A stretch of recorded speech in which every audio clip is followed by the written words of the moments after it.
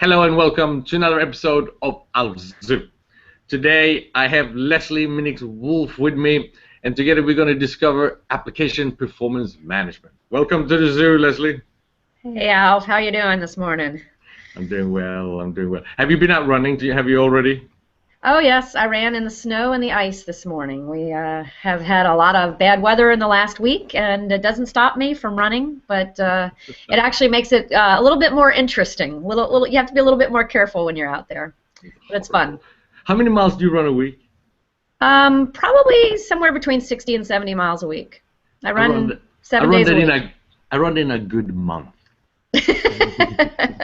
Well, it's not for everybody. I use it as my way of getting my thinking done outside the office. So it's a good outlet. Cool. So you have been involved with application management, performance management for quite a while now.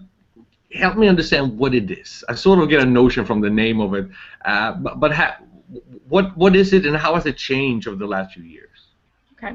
Well, application performance management is it's an interesting market right now. We're when we talk about applications, you think about a lot of people think about things like Exchange and Outlook and Excel and simple applications like that. But the real thrust of application performance management is business applications, the applications that the employees or customers of businesses are using. And when we talk about APM, or application performance management, it's really about measuring the experience that the users of those applications are having. Because at the end of the day, you want to be able to access the application. It has to be up and running, and it needs to be responsive. I mean, I don't know about you, but if I'm on my iPhone and I'm trying to access an application, if it takes more than a few seconds, I cancel the request and I go somewhere else.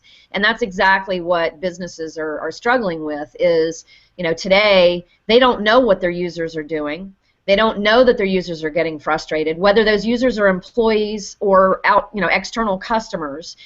They don't realize they're getting frustrated with the application performance, and therefore they're unaware of issues until people start calling in, and then they start reacting to problems. So it's been a sort of an evolving market where we used to look at the infrastructure, or whether it's application infrastructure or the application code.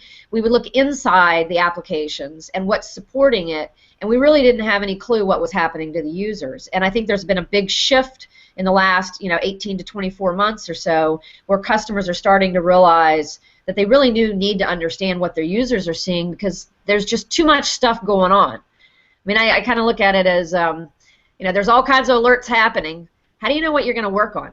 How do you know what's important? You could be fixing stuff that nobody really cares about right now, because it might be something for a component of an application that is being accessed by folks in Europe, and they're in bed asleep, or they're at home having dinner and wine, and they're not really on the application, but meanwhile you've got some IT guy going and fixing that particular server or that network device. And what they really need to be doing is looking at those applications and those areas of those applications that are affecting users right now, or are likely to affect those users if they don't address a particular issue that may be brewing but not yet reaching a critical mass.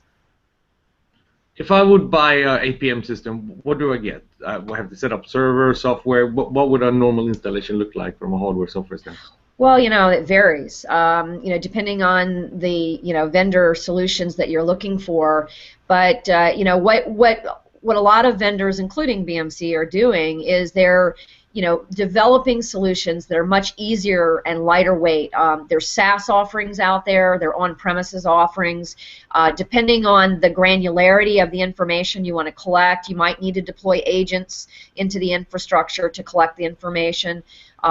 From an end user perspective, you can have passive data collection that's just sitting out there, kind of like a sniffer, and just paying attention to stuff going on the network. Or you can actually install agents on some of the thick clients. You might need to do that. So it really does vary, based on the organization and the applications and whether their users are only employees, and they if they own the devices, they may want to install agents. But if they don't own the devices, I mean, if I'm accessing Target or eBay online, they don't control my iPhone. They don't control my laptop, so they can't really install an agent on there. I mean, I guess they could try. They could try to push something out, but if I don't, yeah, exactly.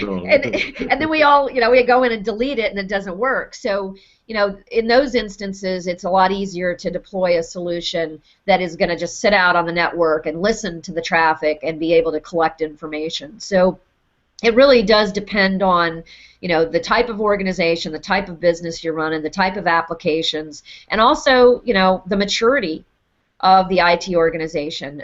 More mature IT organizations are going to deploy more components that are going to probably require them to touch some of the infrastructure out there in order to collect some of that more granular information that they need. But it's not required to get started. You can have a very simple, easy to deploy solution that you can get up and running within a few hours or a few days and start collecting data about your end users. And then as you learn more about it, then you're going to probably want to deploy some additional agentry and additional components of a solution that can collect some of the diagnostics and things that you need in order to diagnose a particular problem. Because it's not, understanding your user has an issue is the first step.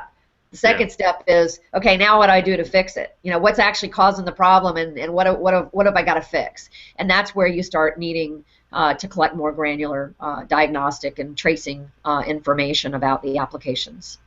How does some of our customers, people in general, use APM? I'm sorry, I didn't.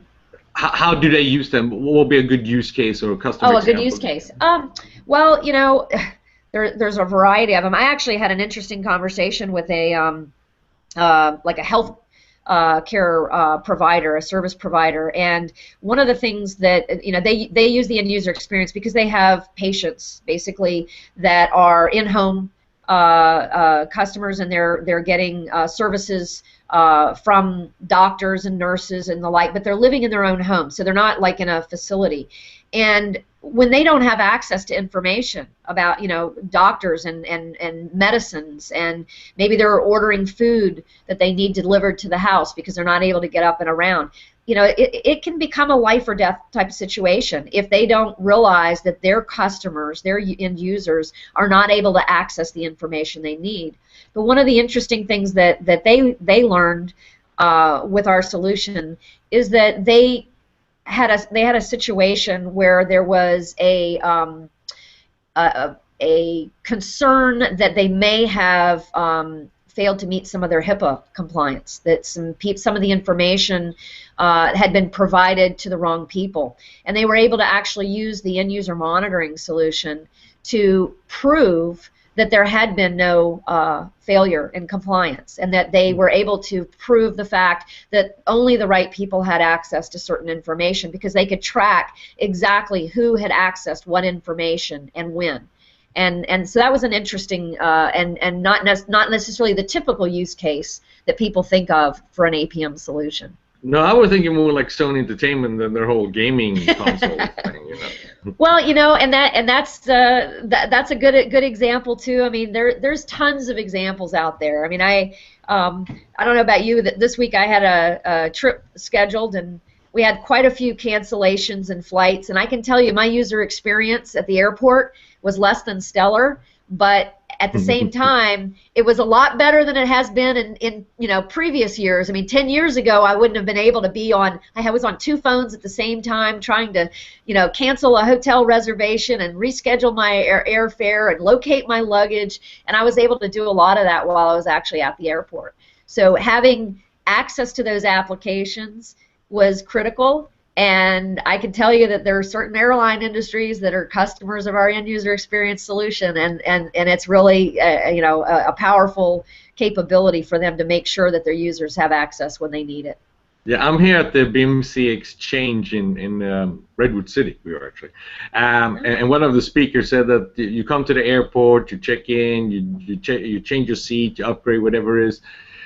The only time you talk to one of the airline staffers is when they hand you a drink, and that's how it should be, you know. And Exactly. you don't need that unless you want it, unless you seek that human interaction. It should probably Right. be available, but self-service is there to stay for sure.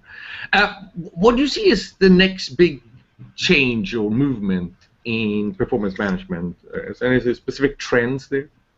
Well, I think there are a couple things. I mean, one trend that we've been seeing is that there is a increasing interest from the what I would consider the traditional IT operations. I mean, most people when they think about application performance management, it's really more of the application owners, the application support team that have focused on APM. We're seeing a lot more interest from the traditional IT organization because they're the guys who keep all the infrastructure in place. They're the ones, you know, they get the application and they have to keep it up, but they don't necessarily have the expertise in the application. And so we're seeing a lot of interest from IT in understanding more from a user perspective what's going on, who's experiencing the issues, so they can help prioritize, and then they can escalate issues to the right people. Is it an application code issue? Is it an infrastructure issue? Is it a service provider issue? Having, you know, visibility is key to them. A second area that I think is really kind of in its infancy, I mean, it's starting to show some promise, is more what I would refer to as analytics around all the information that's being collected. I mean, when you talk about knowing what every single end user is doing, what they're experiencing, what functions they're selecting, you know, what actions they're performing throughout a transaction or a request that they make. There's a lot of information that businesses can gain out of that. And I think that there's going to be a lot more analysis of that type of information along with all of the information about the application code itself so that organizations will be in a better position to know what people are doing, what features are needed in their applications, which ones are performing the best, and which ones are performing the worst, and putting them in a position that they'll be able to make better decisions about how to build the application, what features it needs to have, and you know how to improve those applications to make them even more self-service and more satisfying to their end user community. Cool. Well, it is amazing that not everyone who offers any type of digital service would. Why would you not use this type of system? I hope all my vendors do at least. Yes, me too. I'm hoping they are, because if they're not, then they're gonna be struggling as time goes on to keep up with the people that are. And so I think it's becoming more and more critical that all businesses are looking at the performance of their applications, especially from the end user perspective. It was great having you here, Leslie. Really appreciate you taking the time. Thank you. And for the rest of you, stay safe. Bye-bye.